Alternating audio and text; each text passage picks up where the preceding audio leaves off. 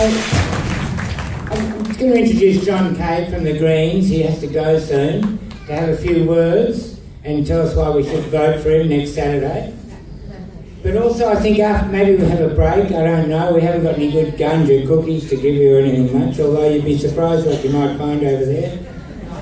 And I think after that too, we'll hear from Tony, David, and a few patients and healers, and maybe have a bit of a panel so you can ask questions, whatever you want to know. But I really would encourage people to mix around too. So John's going to say a bit. Thank you, Michael. And can I begin by acknowledging that we're meeting on the land of the Darug people. This is Aboriginal land, always has been, always will be. Can I also thank the people who organised today. It's always actually hard to know with cannabis events who actually organises them. They come together, but it seems to be more organic in the way it's organised. Certainly Michael and the Hemp Embassy and the other groups that are involved. Can I also thank Mickey and Chris. It's great to hear what's happening in America. We seem to get the best and the worst of the United States. Hopefully now we get some of the best of it. I've been around the issue of cannabis law reform since I first met Michael in 1999 when I worked for Lee Rhiannon, and we were looking for ways forward on cannabis law reform, on how we can remove some of the irrationality from the political process. And one of the issues that has come home to me again and again and again is that the irrational war on drug users takes many victims as it progresses through society. It's not just those people who are criminalised because they choose to use a substance recreationally that does no harm to anybody else, and arguably does no harm and in many cases does a lot of good for themselves. That is the first set of victims, and those are the people who end up interacting with the criminal justice system when they don't need to. There is no public policy reason, no rational reason why that should happen. The second group of victims are those people who are trapped in a cycle of abusive drug use, who should be on the right side of treatment, but end up instead being blocked onto the wrong side of the law. The idea that we would criminalise people who have a problem with ice or have a problem with other substances makes no sense. We should be reaching out our hand to help them. We should be working out ways in which we can get them into treatment that works for them, helps them control their drug use and live useful lives, rather than saying these people have broken the law because they've been trapped into addiction. But the final group of victims of this irrational war on drug users are the people who turn to cannabis for relief from pain and suffering or for other medical purposes. And they have been, until recently, largely the forgotten people in Australia. The group of people who are seeking, and the most obvious group, and the group that I interact with most commonly, are those people who are having chemotherapy for cancer treatment, who are suffering terrible nausea, pain, appetite loss, and many of whom face death in a situation of great pain and a wasting disease that takes away all their quality of life, for whom the use of cannabis in various forms restores appetite, alleviates nausea, and creates a standard of living. Even if they don't survive to the end of their treatment, at least it creates a much higher standard of living. We are getting older. I'm getting older. We're all getting older. As a nation and as a planet, we are getting older, which means we do have more cancer, which means more people, and also cancer treatment is becoming more invasive. So there are more and more people who are in this boat, and I've got to say that when cannabis is discussed when medicinal cannabis is discussed by politicians, there are many politicians on all sides of the House, all sides of the various divides that exist within politics, who look knowingly and understand when I say, well, cannabis is important for many people for appetite restoration. There are people in politics who surprised me by their understanding of the medicinal role of cannabis. But one of the things as a politician that happens to you if you put yourself out there on medicinal cannabis, you start getting phone calls. You get some absolutely heart-wrenching phone calls. The one that I am still to this day devastated by, and I got it about 5 months ago, was a grandmother of a child who had Dravet syndrome, intractable childhood epilepsy. A buoyant, happy child who at the age of about 4 contracted this disease or started showing the symptoms of severe epilepsy. This child went from being a normal, happy child to a child who is now at the point of death, with severe impacts on their mental development and on their physical development. The drugs, the normal drugs used for epilepsy, simply don't work, and there is a cohort of children for whom it does not happen. The standard drugs just do not touch the severity or the frequency of their fits, and their life expectancy is very short. What we have found, what they have found, what many people have found, is that high CBD to THC ratio cannabises, administered in various forms, reduce not just the frequency of the fits, but the severity of the fits. And children who are facing a very low quality of life and almost certain death survive. What we don't know is what happens to those children as they get older. Will they grow out of their epilepsy and go on to live normal lives? We don't know. What we do know is as long as they're on this particular kind of cannabis, they prosper. They thrive and they prosper. The body of politics took a long time to respond to that, but we are responding now. But then there's next generation of victims of the irrational war on cannabis. The people who have cancer. Now, I don't think there's scientific evidence of a sufficient body to persuade the Australian Medical Association of the following fact, but I would invite any doctor who disagrees with this to talk to a mother of a child, of a 15-year-old boy, who has a particular type of cancer, tumour in their brain, who was told by all the doctors that he was going to die when he was 13, who now takes various cannabis treatments, has to go to America to get them, and who is now 15, and largely without symptoms when he is on cannabis. He goes a period off the cannabis, the tumour begins its progress again. When he's on the cannabis, the tumour at least arrests its progress. Now, there isn't white coat medicine to support the proposition that kind of cannabis helps that kind of tumour. But I invite anybody to try and be cold-hearted enough to say to that mother, that child, sorry, we don't have the double-blind clinical trials to show that your child should be alive, so we're going to continue to criminalise you because you're doing the right thing by your child. We responded to this with an upper house inquiry. Many people in this room will be very critical of the findings of that inquiry, and I agree that the findings of that inquiry were extremely limited. They spoke only about people who were facing death, only about the terminally ill, and they spoke only about the providing protection from prosecution for the people who are certified to have this particular kind of disease, certified by their practitioner or by the Department of Health. Very limited application, 15 grams each for themselves, 15 grams for their carers. No discussion of supply, no discussion on the other range of conditions.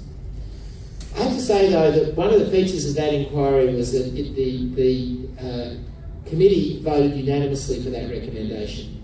And that's every party in Parliament, National Party, Liberal Party, Greens, Labor and the Shooters Party voted for that recommendation. We didn't have the Christian Democrats on the inquiry. When the inquiry's report was debated in Parliament, it was only the Christian Democrats who spoke out against it. Can I say that people respond to different things? There was a guy who was one person on the inquiry, a former member of the Defence Force, who had a fairly strong understanding of pain and suffering. There was a person there who'd worked with Aboriginal communities and understood the way cannabis is used by many Aboriginal communities as a way of dealing with a number of ailments. The Shooters Party was there. I presume shooters smoke dope like the rest of us. There were a range of different people with different views, but we got a unanimous decision. That decision was unimportant of itself, but its unanimity and the way that the media dealt with that decision when it came out was critical to the debate and to where we are now. When the report went out, the other members of the committee decided they didn't really want to be in the media. I was the only one who was in the media. I put on the flak jacket, waiting for the right-wing shock jocks to come after me and say this was backdoor giving drugs to our children. Can I say it wasn't that at all? It was the exact opposite. It was open arms and welcoming by the community. I had forgotten, the rest of us had forgotten, that people who are in the media also have mothers and brothers and sisters who have had chemotherapy and who know how bad it is and who know what cannabis can do to treat that chemotherapy. People know about the pain and suffering when people are dying, and they know that any relief is worth a try. That moment was important to the politics of New South Wales because it was the first time ever that we had almost 100% consensus, except for the professional cannabis hysteria brigade, some of them coming shamefully out of the University of New South Wales, but except for the professional cannabis hysteria brigade, all of Australian society, all of New South Wales, was united behind the idea that we should have a humanitarian approach to the provision of support and aid and comfort to people who are dying, and if that meant cannabis, then it should be cannabis. That was a huge step forward because it broke a logjam that had been in our society since the 1950s and 1940s about cannabis. It was a shocking blow to cannabis hysteria. Now the debate has moved on. We have Mike Baird, the Premier, a man who you wouldn't call overwhelmingly progressive, setting up clinical trials and giving instructions to the police that they are not to prosecute medicinal users of cannabis on their discretion. I have criticisms of both those moves. Firstly, I don't see the point of waiting around for 5 years for clinical trials for things that we know will work.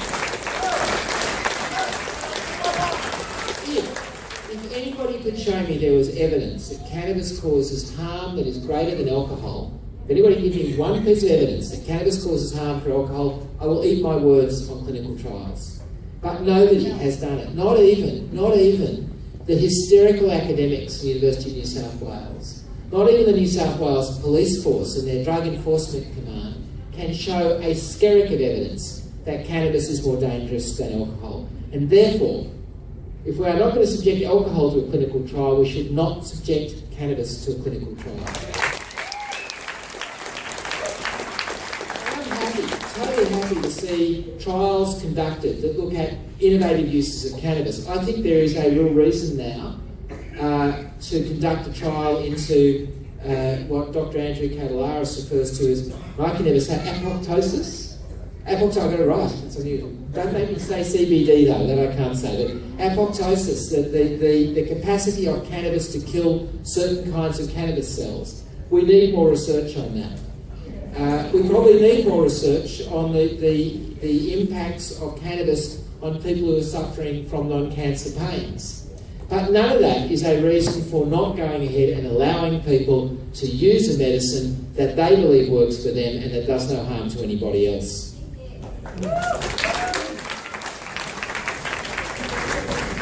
The Australian Labor Party New South Wales branch has come out and said they support medicinal cannabis. And they've said it many times, and I welcome that.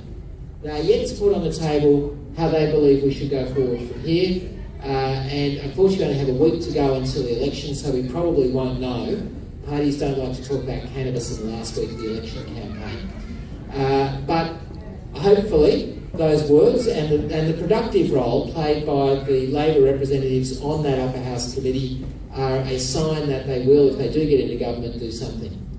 We have put our position on the table very strongly. A week ago I stood in a media conference with my friend and colleague, Senator Richard D. Natale, the Greens federal health spokesperson.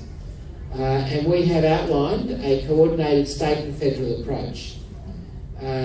I'll start with the state because it's easier. The state approach is firstly to allow for medicinal cannabis, and this says nothing about our attitudes on cannabis in general, but with a signature of a doctor, so just purely a signature of a doctor, an individual is automatically exempt from prosecution for the possession of up to 15 grams of cannabis and their carers up to 15 grams of cannabis. We also believe that people in a situation should be allowed to grow their own cannabis. I must say, one of the traps I fell into, and I appreciate the advice I was given by Michael Balderston and others when I fell into this trap, was the idea that cannabis is another pharmaceutical product. There may be pharmaceutical products that come out of the cannabis plant, just as there are building products that come out of the cannabis plant. But that should never ever stop people growing their own plants and using them for their own purposes. No system that creates a monopoly for Big Pharma or any other company for the production and use of cannabis is ever going to produce the results that own growth will produce. We also believe that we have to have a broad range of conditions, and those conditions have to be everything we've spoken about. They have to include children who have intractable epilepsy, to include people with cancer pain and non-cancer pain, people having chemotherapy, people who have diseases that cause painful tremors, including cerebral palsy and multiple sclerosis. But there are other things which legislators won't know about. And for that, we think it should be a matter between a discussion between a doctor and a patient. It is a medical matter. It should not be restricted by the views and indeed the prejudices of members of Parliament. But that leaves us with the tricky issue of supply. And that's where we get in a lot of difficulties, because if a doctor writes a prescription, or if a company sells cannabis as a therapeutic good, then it gets caught by a thing called the Therapeutic Goods Act and the Therapeutic Goods Administration federally. Cue to Senator Richard Di Natale, who has legislation before the federal parliament that would be complementary to our state legislation, which forces the TGA to provide authorisation for the medicinal sale of cannabis. A huge step forward. The details of that are going to take a long time to work out. We have a workaround at the state level. One is to allow people to grow their own. The second is to allow the state, it has to be the state, it can't be a private company, the state can grow and manufacture and provide cannabis products.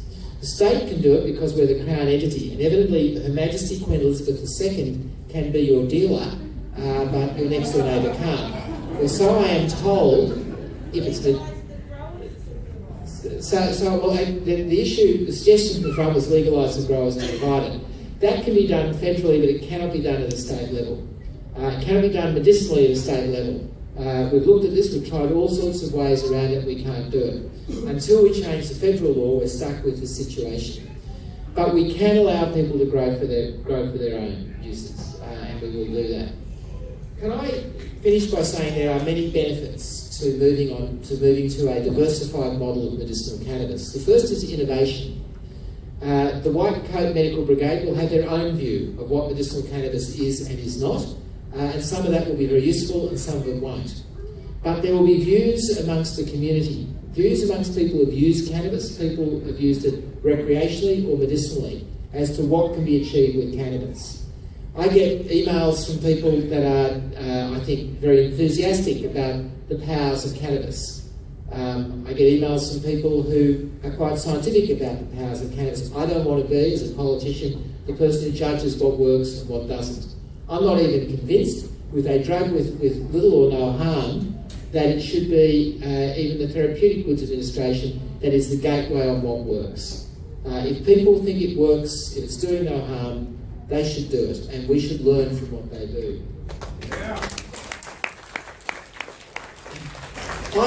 And my party are a firm advocate of getting the law out of cannabis entirely. It's absurd that we, and I really appreciate Chris's presentation earlier on. Richard Di Natale, I kind of confused the two, that's a compliment.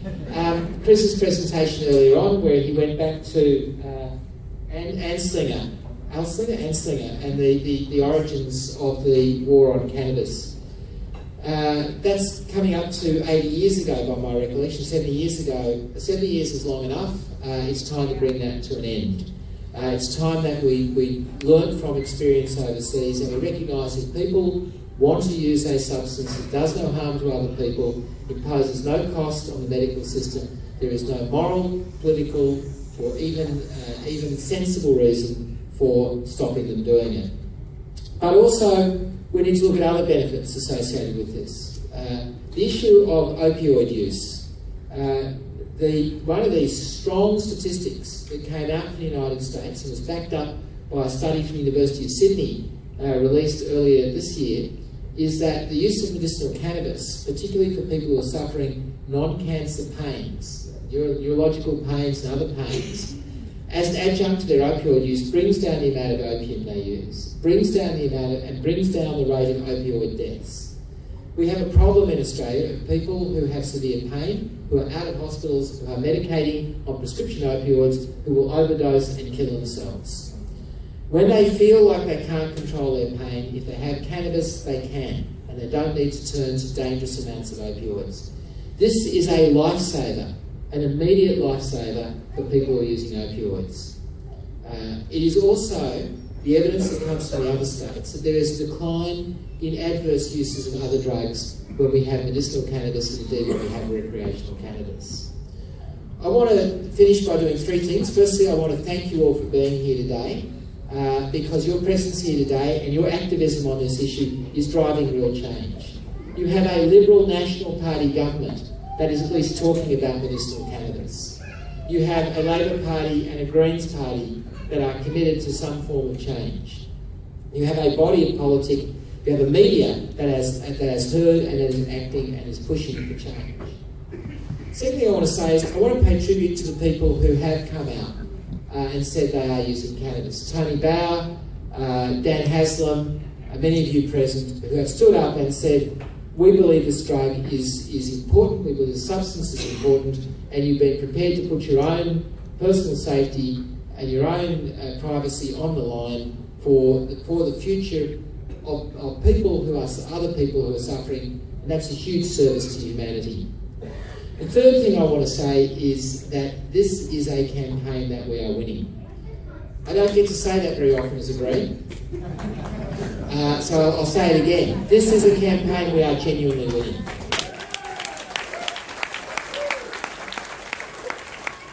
From Michael Balderston to each and every one of you here, I say thank you.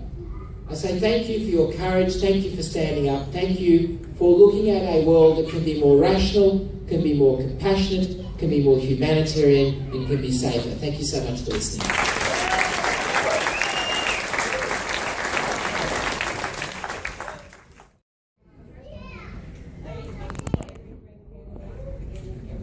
Can I ask, I'll answer that question, can I suggest that we have a microphone down the front here and people ask that question in the microphone? Can I suggest, I'll repeat the question. The person with the microphone, can I suggest you come down the front here? People who want to ask questions come to you. Chibo. Oh, this is Chibo. Chibo, can you come down the front?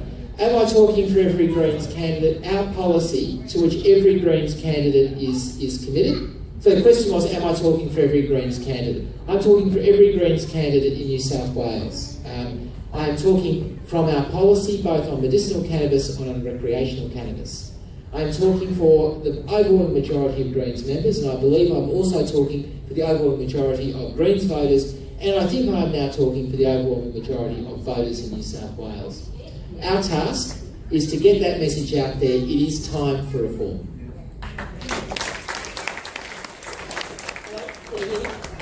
The second part of my question is, why can't politicians have to be touched by something before their hearts will go out? Why can't they look at it objectively of what's good?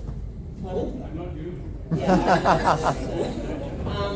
You know, to me, you really need to look at anything you look at in life objectively and be able to answer it without having a personal opinion. I believe politics is a lot about personal opinions. Look, I agree with that. I mean, I was touched in my own life by my own mother's experience of chemotherapy. She rejected an offer of cannabis and she suffered for 12 months with terrible chemotherapy, horrible nausea, appalling pain. And I say I was transformed by that. However, I advocate for same-sex marriage, something which I won't actually engage in. I don't engage in marriage, let alone same-sex marriage. I advocate for a whole variety of things that aren't my personal experience. But what is true, to take your question very seriously, what is true is politics is in a grip of fear. And the fear is driven by focus groups and by Ellen Jones and by the shock jock by Ray Hadley, by the pages of the Daily Telegraph. What we need to do, I think, is we need to liberate politicians from that fear.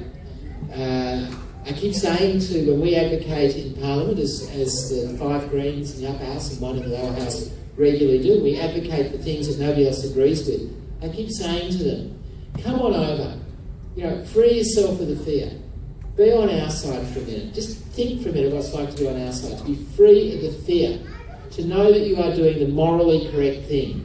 Okay, so you're going to piss off some of your voters, but in the end, you are in a leadership position. You should be showing leadership. We spoke out on climate change.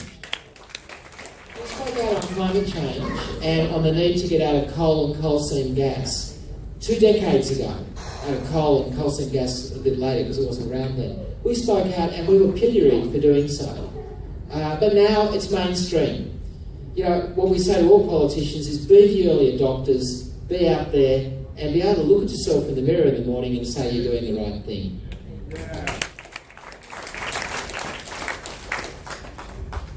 Hi. I just wonder if this comes forward and all this happens, how will the TPP affect it? Yeah, it's a really good question. The TPP is a Trans-Pacific Partnership. I say this with all due respect to the Americans who have come all this way I'm sure they would agree with me. The problem with the TPP, Trans-Pacific Partnership, it's a multilateral trade agreement and it includes a thing called Investor-State Dispute Resolution, which sounds harmless. We like disputes to be resolved, don't we? But it's not resolved in the sense of 2 people sitting down and having a beverage of their choice or other things of their choice. It's resolved by a trade court. And if an investor feels that their investment values in Australia have been harmed by an action of a state government or a federal government, they can take them to a trade court and the trade court can impose sanctions, can give them injunctive relief, that is to stop the state or the federal government doing whatever they were doing, and can impose fines. This is catastrophic.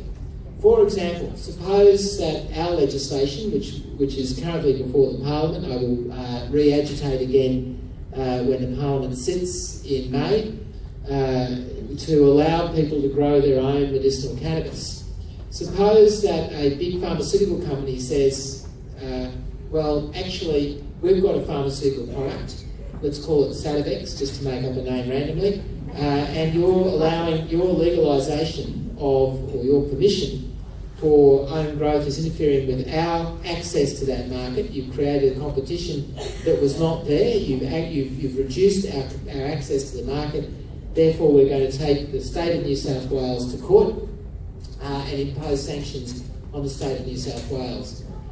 And it's not just this area. Believe me, everything I do, whether it's to do with my ardent support for the TAFE system against dodgy private providers, or whether it's my support for publicly owned water supplies against the multinational corporations that want to take our water from us and make us pay a whole lot more, or publicly owned electricity and renewable energy against multinational corporations. In every area, our capacity as a state, and when I say our, I mean all of us collectively acting for the common good, not politicians who don't do that terribly often, but all of us collectively operating for the common good, our capacity to protect ourselves will be diluted by the Trans-Pacific Partnership. Now, I say this in generality because I haven't been allowed to see it, nor have you, nor have our federal Greens senators, because it's a secret trade agreement being negotiated in secret between people like Andrew Robb, the Federal Trade Minister, and his counterparts across the Pacific. I have grave concerns, given his views of the world, which are as close to diametrically opposed to mine as you can get. I have grave concerns what he's signing us up to. We will continue to oppose the TPP. We aren't afraid of trade. We think trade is a good thing. We believe in fair trade. We believe in the trade of ideas and the trade of certain goods. And we believe in enriching countries that are struggling to make ends meet by giving them access to fair trade. But we do not believe in giving multinational corporations power that goes above those of the sovereign state of New South Wales or any other state.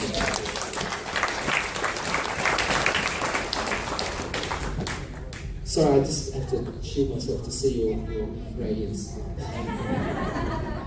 You must have had some very... God, sorry, yes? Never mind. Good life. It's actually a two-part question. Yep. Can you hear me now? That's perfect. Sorry. It's actually a two-part question. The first part was, where police can use discretion if you have a medical certificate from a doctor. Is there any way that you're going to implement that doctors do give you that medical certificate? Because I'm going to tell you right now they don't. I'll answer that. And also, okay. the second part of the question is, if it's acknowledged that there's no harm in medical cannabis, why is there the 15-gram limitation on it?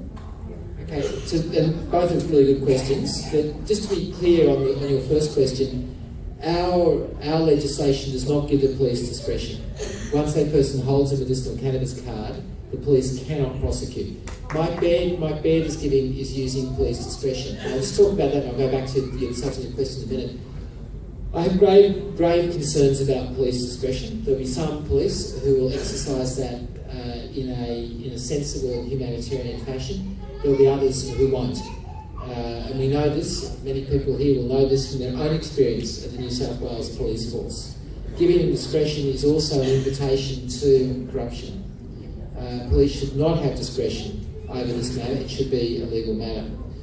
So your question was, will there be doctors who will prescribe, who will sign the... Right now doctors don't want to do that because they're breaking the law. What we're doing is opening the gateway and saying, well, okay, you can do this is legal, it's sanctioned by the state, it's perfectly permitted. There'll be a small number of doctors. My guess is the way this will work is there'll be if our legislation goes through both houses of Parliament, there would be a small number of doctors who would sign on fairly readily. And it's toe in the water. It's like the first penguin off the ice floe. The first few that do it, then more will do it and more will do it. And I imagine there will be increasing pressure. And where it will begin, I have to say, where it will begin is with people who are receiving chemotherapy. There is utterly no question now. It is that people who are receiving chemotherapy who have intractable nausea and pain will benefit from cannabis. Almost any form of cannabis, they're probably better candidates, some are better than others, but there is no question that they do. And I've spoken to countless people who have used cannabis illegally, being able to go to their doctor and say to their doctor, I'm using cannabis, it's really helping me, can you please sign this piece of paper that says it's okay for me to do so? There's no threat to the doctor is doing something perfectly legal. I think that will happen. The second question is 15 grams, and why 15 grams? And I accept what you're saying here, why not just deregulate the whole thing? And I have to say, that's my preferred solution. My preferred solution is legalise. Because... Sorry? What was it? Normalise, legalise, whatever. I don't see... I don't support alcohol prohibition. I don't support cannabis prohibition. It's just as simple as that.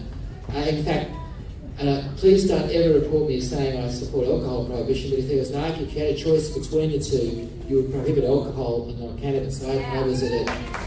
But I was at the last, I think I can say this, the last Mardi Gras I was at, the thought struck me, I was surrounded by probably 6,000 or 7,000 people, a large percentage of whom had consumed significant quantities of cannabis. I just imagine if I was in an alcohol festival where people had consumed the same amount of alcohol, I would not have felt safe, whereas I felt completely safe. I had some very interesting conversations, it went far too long, but I felt completely safe and I must say quite welcomed in that environment. However, we are struggling to get there. We are genuinely struggling to get there. I think we will get there. I believe we will be there. So in the meantime, And that's why I'm not that fussed about the clinical trials, because I think we'll probably get to cannabis legalisation before Mike Baird's trials are finished. But in the meantime, I want to bring, I don't want people to have to make a choice between getting relief from pain and suffering or getting their child to survive and breaking the law. And obeying the law. I don't want that choice anymore. I want people that now, right now, tomorrow, be able to do these things and not suffer the risk of criminal sanctions.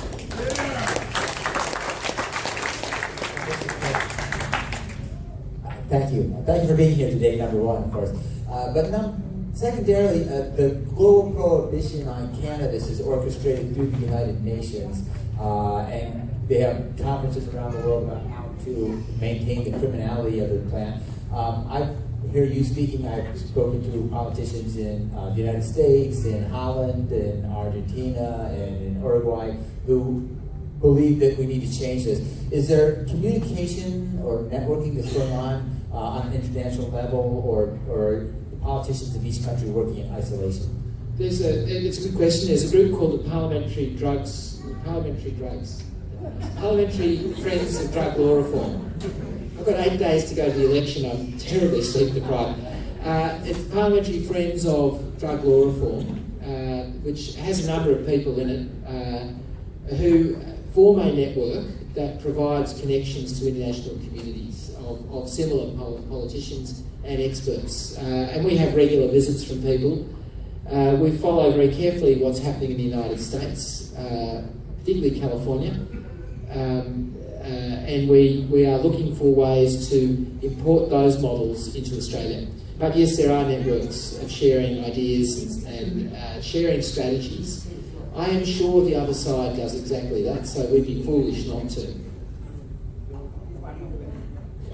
Good afternoon. I appreciate your time here, but may appear a bit naive in this question, but my understanding is that our political representatives are there to represent our views. That's why we vote them into power. You've made aware yourself that the political views and the views on marijuana of most of the people in your constituency is that we should be legalised. I'd like to know when a politician is just going to take... I've been smoking pot personally for 35 years. I've been loud and proud about what I've done for 35 years. I've never shirked any responsibilities. I just want to know when I can get a politician and a party that can stand behind my views and actually represent what I want in the world. Absolutely. Our policy is very clear. We want to remove all criminal sanctions for personal use of cannabis and growing a small number of plants, and we want to look for a supply chain for cannabis. So that's what we're trying to do. But this is a separate debate. I said this before. That is a process that will take some time to get through. I think, you make these predictions and you always regret making them. But I think in this decade, in the next 10 years, we will make that transition, some form of transition in New South Wales. Too slow, I agree, and we are pushing as hard as we can. But in the meantime, I'm working on medicinal cannabis. But I have no doubt, we are also working on getting rid of the laws on cannabis. Can I have to actually go off and do door knocking in our marginal seat of Balmain, so I can't hang around. But I'm totally happy to, most people know one more question. Okay, one more question. I'm just curious, I've heard many times that down in Canberra, I don't know exactly where, but they can grow up to 3 plants of their own for their own use. Is that correct? Is it in Queanbeyan or somewhere down there, or Goulburn? Not in New South Wales, no. Sorry? Not in New South Wales. There's still the growth, not in Australia, I'm told. The growth of a single plant, Michael can give you, but in New South Wales it remains stupidly true, criminally true, that the growth of a single plant is still a criminal matter. Which I still, to this day, I can go and I can buy a bottle of vodka and make myself into a very, very ugly human being, inflict untold pain on my household, on my friends, on my family, on my community, but I can't grow a plant that will do nothing other than make me a more mellow human being. It's wrong.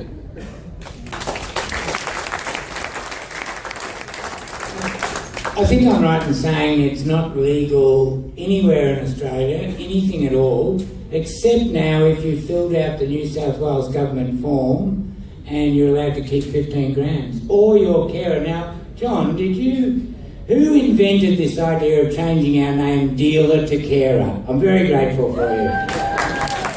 Thank John Kaye very much for being here.